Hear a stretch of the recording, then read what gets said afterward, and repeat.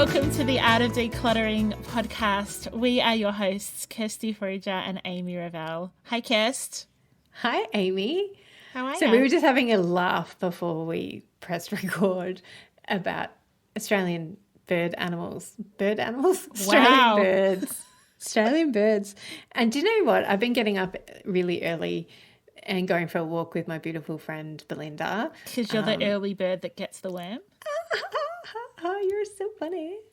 And I've been hearing lots and lots of beautiful birds singing and seeing lots of them too. And so I just thought I'd put that in there because we were pretending to be a cockatoo. I was pretending to be a cockatoo. Yeah, correct. I was laughing at you pretending to be a cockatoo. I was working with a client the other day and these beautiful black cockies came and landed on the deck and I went and took photos. Like they were the most beautiful. Oh, I just love Australian native birds. I love black cockatoos too. I never see them. Oh, they're so beautiful. Got a plethora of white ones around at the moment. Sulphur-crested just live around everywhere. Yep. Yeah. So. Welcome to the podcast. Yeah. How are you doing, Kirst, aside from getting up early and going for walks? I'm good. Yeah, we've got a road map out of lockdown here in Sydney. So that's exciting, which by the time this airs will be even closer to... Actually, I think it will be the day that we come out of... It's Freedom Day. Not that it's freedom for everybody, but, you know, it is back to work full-time for some of us. Awesome. Important question. Can hairdressers open? Can you get your hair done? Yes. Hello. I'm booked in already. Are you really? That's awesome. Yes. My hairdresser sent me a message saying, can I book you in? It's like, yes, please. Please. Take my money. Take my money. Today, friends, we are talking about to-do lists, which is a question we get asked a lot about. We love to-do lists. We have business way of doing to-do lists, personal ways of doing to-do lists. We talk about to-do lists in our paperwork course, and Rachel Hickingbotham asked us if we could please do a podcast episode all about to-do lists. And so that's what we are serving you up today. And just so you know, I know everybody wants our advice, but we do have something called the internet. And so if you don't like what we're dishing out today, there's a bazillion different variations of this on the internet. So be our guest. That's exactly right. So the kind of things we want to talk to you about is we want to talk about, so actually, first off, I think, Kirst, we need to let people know we don't call them to-do lists at the Art of Decluttering.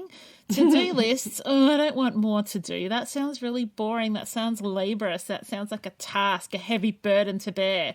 What should we call it instead? Ta-da! So we call them to-da lists.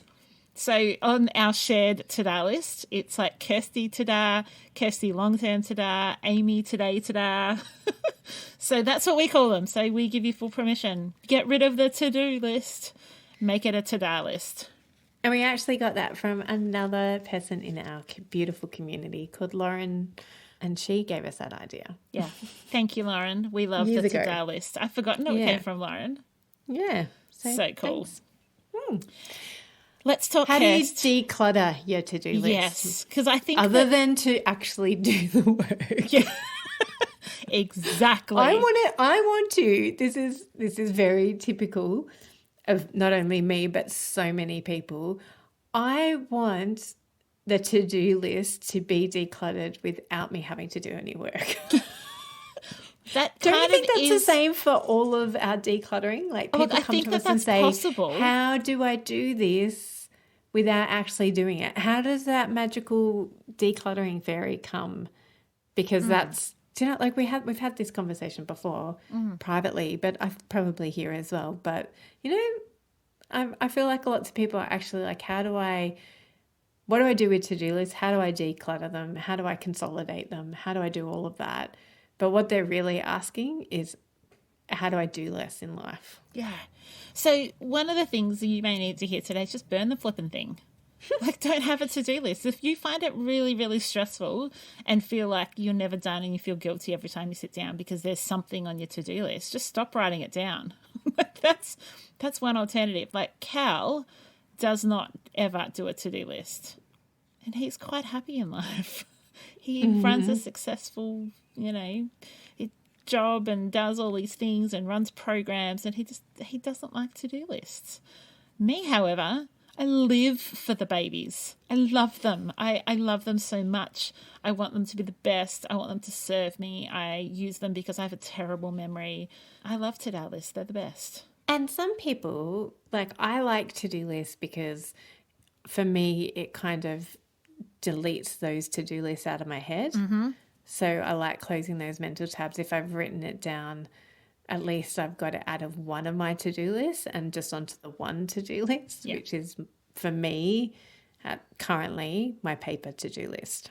Yeah, so let's talk about how we do our own to-do lists, how we do it as a business, and then I think we'll just give a really high level, because in our paperwork course we go into to-do lists quite in depth and we have videos and that type of thing to talk about it. We're not going to go into all of that now, but obviously you can access that if you want to on our website. Kirst, why don't you explain how we do our to-do lists at the Art of Decluttering? So how we do it here at the Art of Decluttering is we use a agile Kanban board, if people who are in workplaces know what that means. For those of you who don't know what I'm talking about, it's like a scheduling system. Imagine like lots of Post-it notes up on a wall and you just move it from to do to work in progress to done. And so that's what we do here at the Art of Decluttering.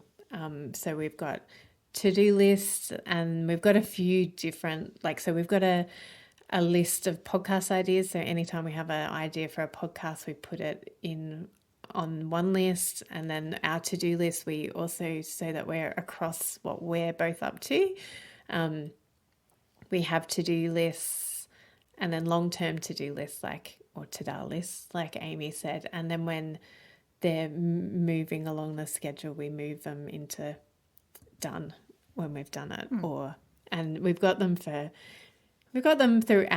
Our whole workflow in work is also done on Kanban boards as well. Yeah. So when a client inquiry comes in, they move through a workflow schedule. So we have 7 different to-do list categories, and that works for us. We can have, dozens, hundreds of different things all on the go at the same time, and this helps us to manage it. It's like project management, and that works really well for us. Kirst, I have to confess, I never look at your boards. You could put on there plot Amy's demise, and I just would not even notice. I just assume that if it's on your list, you're doing your thing. So my challenge to you is to hide. What do you hide? Like an Easter egg? You got to hide it somewhere for me to find it on our boards. I just know that if I need you to see something, I need to put it on our agenda boards. Yeah. Because you do look at them. Correct. So that's how we do it as a business. And we've tried and erred a whole lot of different things. We've tried just keeping physical notes, and that has done what we needed it to do, but fell down in a lot of different areas of us having things on our lists and not knowing what's on the other person's list. So that's what works for us in a business perspective. What I particularly love about this one is once something's done, it disappears. And that's really important to me, because the way that my brain works is I need to fully close that mental tab.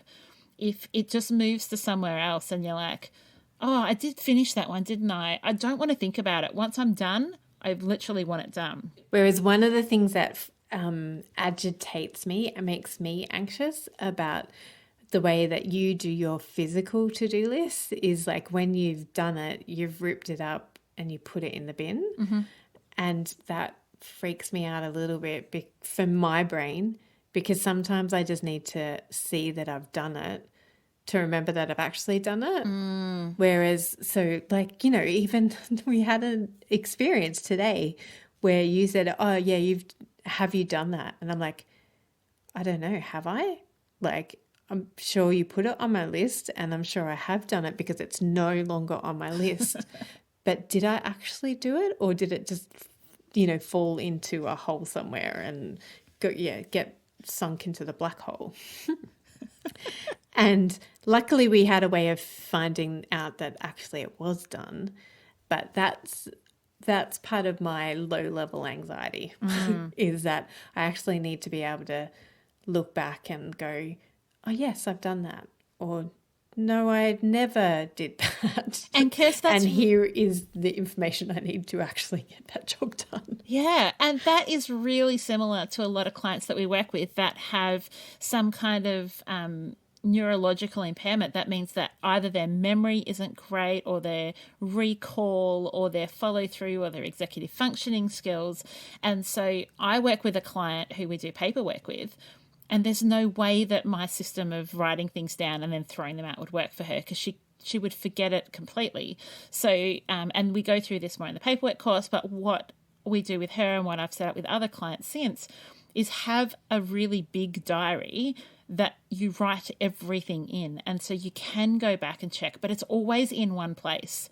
So rather than having, and you people know who you are, you have squirreled little bits of paper that are like scrawly, you can barely read it yourself, a bit of information on one, and then when that little scrap of paper fills up, you get another scrap of paper that has nothing to do with the first scrap of paper, and you keep it nowhere near the first scrap of paper, and then you get stressed that you're going to lose it all, and it becomes overwhelming at declutter time. So having it all in one place, whether you keep it forever, whether you cross it off and bin it like I do, or whether it's digital, is really, really important for your to-do list. And 100% agree. When I go into our clients' homes and they have all of those little pieces of paper, I really, really encourage them to have it just in one space. And we talk about this in the paperwork course as well, like whether you have, and that everything that we teach is totally needs to be reflected in your unique personality and needs to be adapted and tweaked to suit you and how you work. Clearly, Amy and I have our own lived experience. And we have worked with hundreds and thousands of people between the two of us and between all of our staff's experience as well. But we still haven't necessarily worked with anybody like you. Yeah, and there's no one way to do things, but there are some guiding principles. Like, I have not yet met anyone, Kirst, that tiny little bits of paper everywhere has been helpful for them. I think if that's how your brain works, get a spiral bound notebook and have all the little random notes, but they're together. So, there's always a solution to make it easier for you. Yes, and that's where it's like, okay, let's try and make it simple. Like, keep it simple and have one notebook, or like even if you just do one notebook for personal and one for work or business. But even that, we much prefer, and the way Amy and I's brain work is that it's just one, and you might like do one side, you can still break it up. You can still flip it upside down and use one end for personal and one end for work. But trying to keep it. That is not okay in anyone's books to start a notebook and then flip it upside down and come at it from the other way. That's like topsy-turvy land, like Alice in Wonderland weirdness. For the way that your brain works. For the way that everybody's brain works except for you, who's in topsy-turvy land. If you do that with your notebooks, I want to know. I don't do that. Okay, well, we can still be friends. Yeah, I'm trying to work it. So, because we want to give people, again, everything comes back to retrieval. Yeah. How can you retrieve something? It is all about how your unique brain would think to retrieve any information. Yeah. And that's why, like, I know I said that I've got low-level anxiety about missing something, but that doesn't mean that I keep things for 15 years. like there is I still put limitations on that, and I always question clients who don't want to put any limitations on that. Like they really need to keep something from 20 years ago. And it's all for me and for us, it's all about questioning. Okay, when was the last time you went back to it? Have you ever had a need to go back 15 years and find information from the 15th of September, whatever 15 years ago was, 2006. 1980. 2006, like, and questioning where your fear is coming from is always a good thing, because when you understand yourself and understand where some of your fears are originating from, then you can start testing them and test and see if they actually hold up to the light of truth.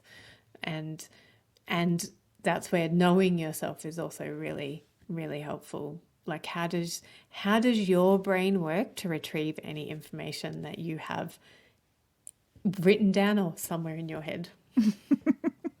And if you feel like it doesn't work, then to-do lists are awesome because you don't have to remember everything.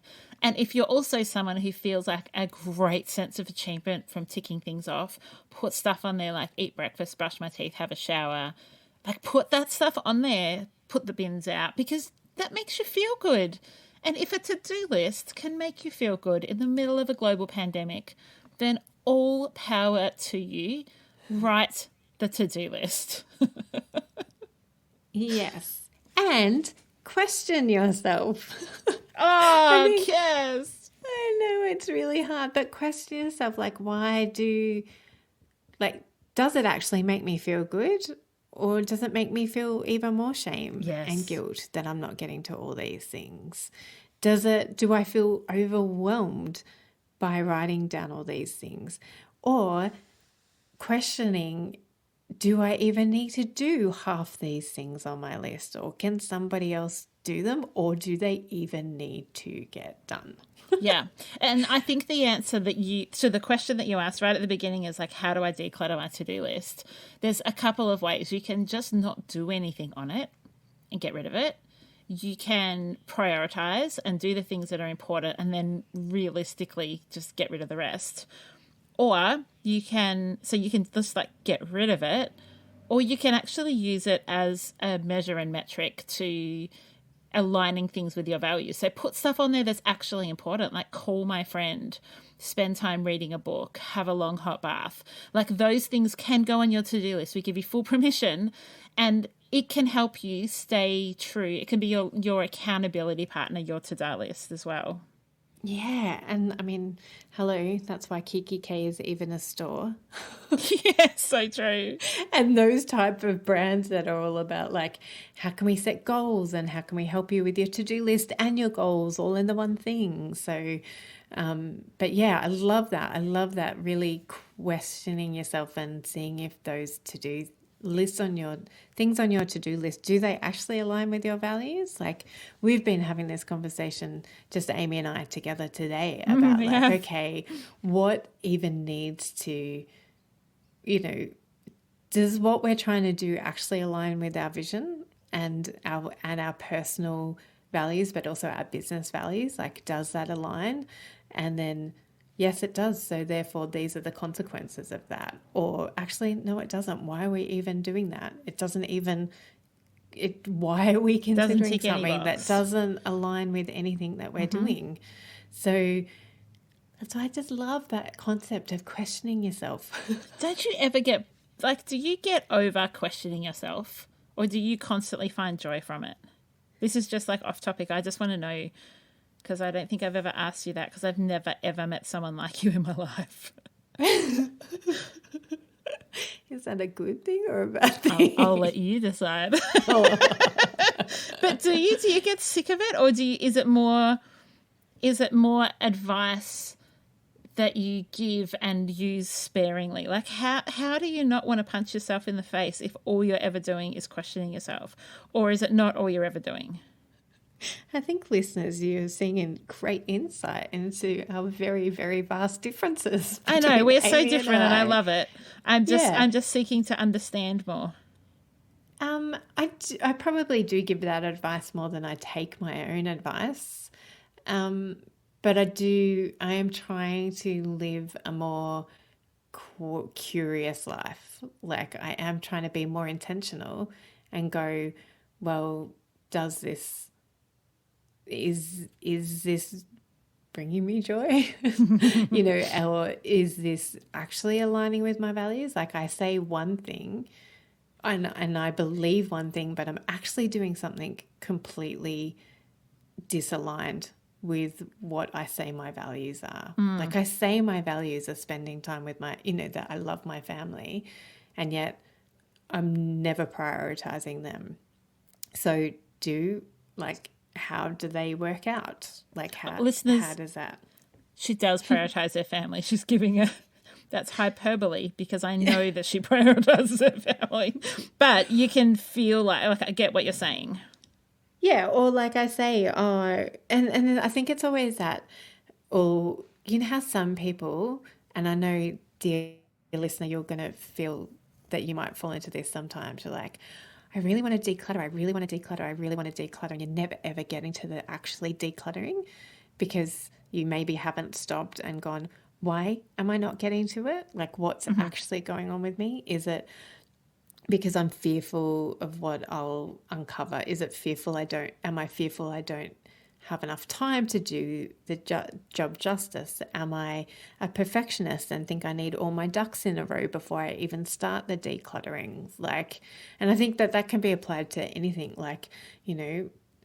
any goal that we have, if we're not actually making progress towards that, I think it's a great opportunity to stop and say, well, why? I say I want this, but it never happens. Why is it not happening? I don't know. Does that answer your question, Amy? Kind of. Also, I can't concentrate for that long, so I'm not sure I got all of it.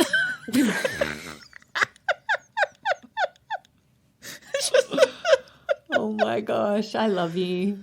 I love you too. I love your honesty. And now everyone can see why I want to punch you in fact sometimes. Oh my gosh. We were saying, listeners, just the other day, a couple of times over the last week, we are stronger together.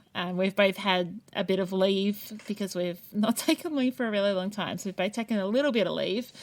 And then when the other one picks up some of the slack, we're like, oh, we are so much stronger together. And we are so different. And I love everything about it. So to-do list. Is there anything else that you think would be helpful for our listeners around to-do lists, Kirst? Oh, there's so much, but whether we can squeeze it all into this episode or if we've gone too far off topic, I can't even speak. So, we've definitely gone off topic, but I think we can pull it back. Yeah. So, to-do lists. How can you declutter anything of them? Can you consolidate and organize things better so that you have things all in one list rather than notes all throughout your home? Because that is very common into the homes that we go into, that we find little to-do lists everywhere. Could you go digital and use your phone for everything instead? Because I'm pretty sure if you're anything like me, it is your third arm and it's on you all the time, which is different to post-it notes or little scraps of piece of paper. But sometimes our brains actually remember things when we physically write them down rather than type it out. So, go and write it down, but try and keep it all to one notebook at a time. What else have we said? Question yourself, which Amy wants to punch me in the face for. What else? I think Or have you tuned out again? Nah, I've got a stress ball in my hand. I'm all good. I can concentrate. I think that the to-do list is a great habit to get young children into as well. I think I started doing to-do lists probably even in high school. And I think particularly at the moment, like no kids really that I can't picture any, I don't think I've heard of any, carry around a physical diary anymore. And so the habit of to-do lists is just being able to feel that you are in control, and that when you feel like, oh my gosh, there's a million things I need to get done, you can look at a list and go, okay, there is 60 things, and which of these 20 can I realistically get done today? I just think it's a great tool to... one, people. You don't have to get 20 done. What? I don't understand. I You're know. not talking my language. I know. People. Or one. What they say is just pick 3 and make sure you get those 3 done to reduce your overwhelm. Not That's a good idea. try and get 20 done. That Unless is you that is sage advice. Amazing like Amy and can just go Energizer Bunny style. If you're feeling overwhelmed, pick 1 and then pick 3. Yeah. Do the 3. Yeah. Go for it. And I think it also comes back to that whole like, how do you eat an elephant? One bite at a time. So how do you clear your to-do list is just doing it one bite at a time and choosing the hardest one first. Yeah, well, that's what I was going to say, is that there's these 2 different ways of doing things where you pick the biggest, hardest thing and make a start on it. You don't have to finish it, but you make a start. And I hate that method with a passion. I cannot stand it. I hated it at school. I've hated it in my whole work life. I hate it in every scenario that ever there was, that ever there will be. I am not a take a bite of the hardest thing first. I am clear off every crumb you can, work from easiest to hardest every single time. Every single time. And it works wonders for me. And I find that so much less stressful. I do it with my emails. I do it with my follow-up client calls. I do it with the housework. I do it like with jobs I need to do for the family. Everything is easiest, crumbs, gone, next important, next biggest, focus on that. But you don't like it when I do it. Oh, I don't know. What explain. Because I do that too. And I view it sometimes through a procrastination, like, oh, how can I procrastinate on those hard tasks? Oh, I know. Let me get the easy ones done first. And then when I do that in our business, you're like, why haven't you done that one? And I'm like, because it's the hardest one and the one that I can't just do little bits at a time. So now I'm just going to use what you said against you and say, I'm just doing it. I'm being an Amy. Yeah, but I get to the big one. And that's how I get to the big one. If I wasn't getting to the big one, fair call. But I think that for me, in order to, and often I will tackle the biggest ones after dinner at night. And that's just because that's when I'm like alert and no one's distracting me and I've got time. But Kirsty's not working. My phone's not buzzing. I think that it is great to be able to know your schedule and how you work and then just work to that. Like if you want to do the biggest thing first, knock your socks off. And if you need to start at 5 a.m. and do it that way, go for your life. Like I want the to-do list to enable you to be the better you, not to be a millstone around your neck. Yes. And that's what we want for everybody. We want freedom for everybody. Everybody. And so if freedom from your to-do list is what you need today, or freedom to change the way that you're doing your to-do list is what you need today, so be it. Take what you can from our ramblings. Here is a review that is not rambling, but is Speaking very lovely. Of a review, let's see if it's one that says, I hate your ramblings. I should have picked more carefully. This one is from T24 from Australian Apple Podcasts, and it's a 5-star review titled Finally Reviewing. And so that's a clue to who we're going to ask to leave a review today. The review says, hello, Kirsty and Amy. Hello, T24. After listening to your recent episode where you mentioned you celebrated your 4-year anniversary, I thought I had better leave a review. I started listening when you had about 20 episodes and I'm still here. I started in my early 20s and although I wasn't necessarily your target audience, I found it really helpful. You are our target audience, lovely, because you want freedom from. My house is still not perfect, but I'm learning to live with less and be more deliberate about what I bring into my house. I appreciate you both sharing your knowledge and extending your grace to us all. I also love your guest interviews. That is so lovely. Thank you. Yay. If you haven't left a review and you've been listening for 4 years, what is or a the week delay? Please put it on your to-do list to leave us a review. And then because it's so quick and easy, you can tick it off really fast. How's that? I love it. Tie it up with a pretty bow. Yeah. And also, if you're in Sydney and you would like someone to come into your house and actually help you declutter, now that you are out of lockdown, our Sydney team is ready and raring to go. So jump onto our website, send us an inquiry or send us an email at hello@theartofdecluttering.com.au. Kirsten and her team are ready to go. So yeah, if you've been for the last probably 18 months thinking, I really would love to have Kirsten and her team come out, now is your time. Yay. Can't wait. And you'll be there soon, Amy. In Sydney? No. Out of lockdown. Out of lockdown? Hopefully so. We hope that you've had a bit of fun with us this week. Your to-do list can have a bit of a remake, a remodel, and we will see you next week. Bye. Bye.